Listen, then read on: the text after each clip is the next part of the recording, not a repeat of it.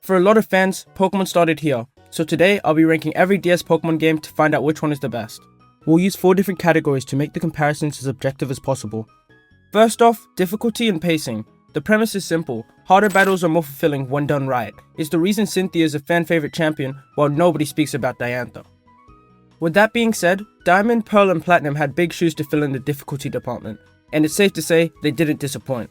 Let's start with the elephant in the room, Cynthia, one of, if not the hardest champion battles of all time. Powerful champions make the experience so much more memorable, as the champion battle is often your final impression of the game. There's a reason the soundtrack gives people PTSD to this day. What makes Gen 4 so fulfilling is that Game Freak wasn't afraid to give trainers high level Pokemon. Take a look at Wallace's team, the champion of the previous generation.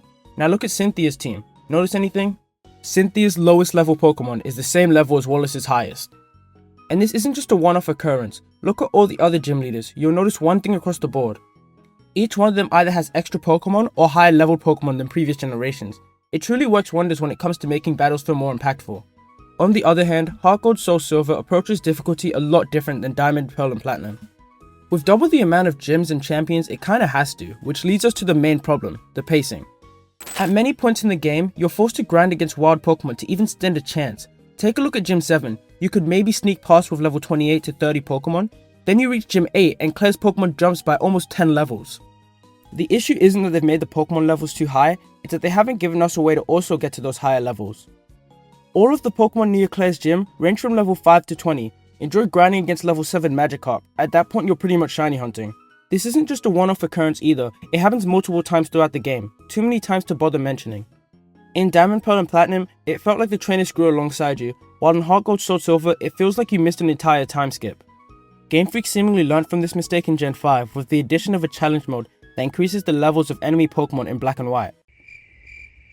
Nah, I'm kidding, Game Freak never learns.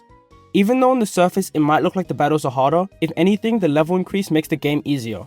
This is because Game Freak kind of forgot to change the stats of these higher level Pokemon, so each battle is the same difficulty as normal mode, while giving more experience to your team, since the Pokemon are higher level.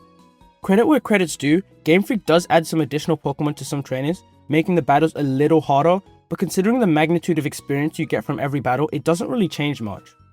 Alright, now rankings. In last place for this category, we have Heart Gold Soul Silver. While yes, the game is difficult in some places, more often than not, you'll run into bits of the game that feel unfair rather than a fulfilling challenge. When the only thing that makes your battles hard is high levels, it becomes more tedious than it is difficult. It makes that so-called difficulty feel artificial and lazy. In second place, we have Black and White. The game is paced fine in normal mode, so it just beats Heart Gold Soul Silver. But challenge mode makes your Pokemon high leveled way too quickly. It almost gets the formula right, but an oversight in Game Freak's development causes it all to fall short. On the other hand, Diamond, Pearl and Platinum were practically perfect, utilizing a mix of both niche-held items and well-paced leveling to make an experience that feels both fulfilling and challenging. Our next category is extras and post-game content. It covers everything available to the player outside of the main story. I'm not going to list every single thing available after you complete the game, that'd take way too long. Instead, we'll talk about the highlights of every game. With that in mind, Pokemon Black and White, especially their sequels, has something for everyone. Do you like endless difficult battles that make you think? Battle Subway. Or maybe you're an unk that only cares about fan service callbacks. Battle Cynthia in Red. Game Freak literally gives us a whole nother part of the region to explore in How the heck do you say that? Humalao City. The only touch Black and White's postgame is missing is a storyline. After you complete the main game, there's no real plot to follow, despite the wide array of side quests to complete. Its predecessor, Diamond and Pearl though, falls a bit short of what's considered a good postgame. So I'll mainly be talking about Platinum, which I must say, totally redeems Diamond and Pearl. The battle zone is so underrated. It's so well fleshed out, giving trainers 6 new routes, 2 new cities, and a new landmark to explore called Stark Mountain. This is where most of the action happens. New missions are available to the player, new legendaries become catchable. And I don't mean Game Freak lazily threw them in a cave. They actually gave them stories that make them feel like elusive rare Pokemon. Not to mention the wide range of new quests that become available on the mountain. The game also allows the player to catch both box art legendaries, something that the Black and White games, including their sequels, failed to achieve despite being more recent. And if you somehow manage to get bored of all of that, there's plenty of different challenges in the Battle Frontier. What more could a Pokemon player ask for? Well, I'll tell you what, Pokemon Heart Gold Soul Silver, it needs no introduction, literally perfect post-game personified. You finished the Johto region? Sick, now conquer Kanto. Oh, and also beat Team Rocket, cause why not? And I can't talk about postgame without the most iconic battle of the DS era, Champion Red. You literally get 2 Pokemon regions for the price of 1. Well, at least when it first came out. I won't even talk about the Battle Frontier, because you probably won't even get to it before you completed the lifetime's worth of content in the game. There's just that much to do. Rankings for this category are a lot easier. It's obvious Heart Gold Soul Silver takes first place without a doubt, no argument there. The real question is who takes second. And I have to give it to Platinum. While not quite near the level of Johto, no surprise there, it still gives the player an adequate amount of content without abandoning the plot, which Black and White 2 failed to do. Now that post-game's out of the way, let's move on to Dex completability, how accessible every Pokemon is to catch within the game, not just how many Pokemon are in the Dex, since every DS game has a national Dex. Starting with Sinnoh, Platinum does a decent job overall, but it still leaves about 50 Pokemon, which works out to 11% of all Pokemon unobtainable without trading from previous games. Heart Gold Soul Silver does a little better, with only 8% of all Pokemon being unavailable to catch, meaning only 41 Pokemon couldn't be found in the game, which made completing the Pokédex a little less of a nightmare. Black and White 2 on the other hand is missing more than triple the amount of Pokemon as Sinnoh at around 150 or 25%. I get that Black and White are meant to be like a reset for the Pokemon series, but it's still like inexcusable.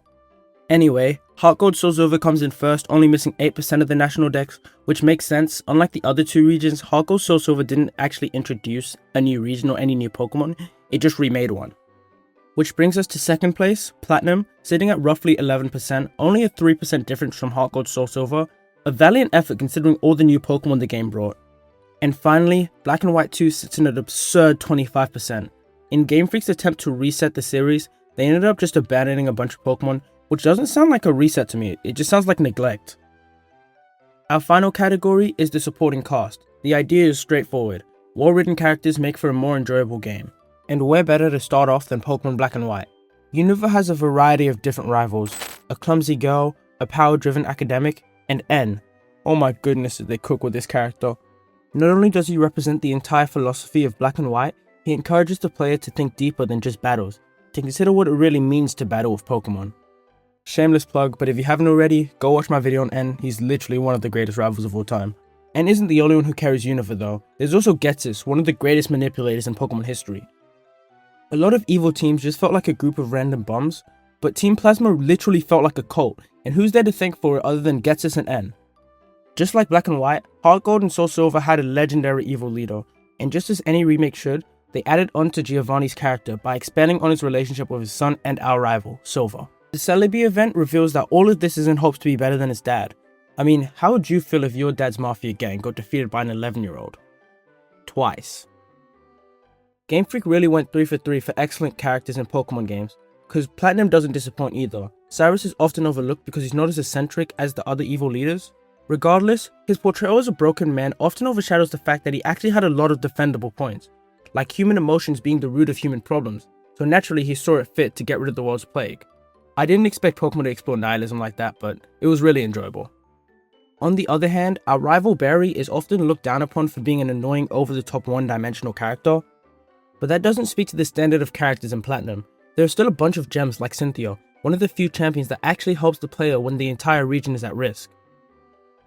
And Looker, a recurring character in the series that unlike most characters, helps the trainer on multiple occasions to avert disaster. Platinum is filled with characters that are genuinely useful. Surprisingly, there isn't one game that stands out as having poor characters. The only separator is Barry from Diamond, Pearl and Platinum. He simply wasn't as interesting as the other rivals. When you're up against a bunch of 10 out of 10s, even one slip up is enough to earn you third place. In second place, we have Heart Gold Soul Silver. It's not so much that this game failed in any stretch of the imagination, it's more that the first place winner, Black and White, just had a more intricate cast.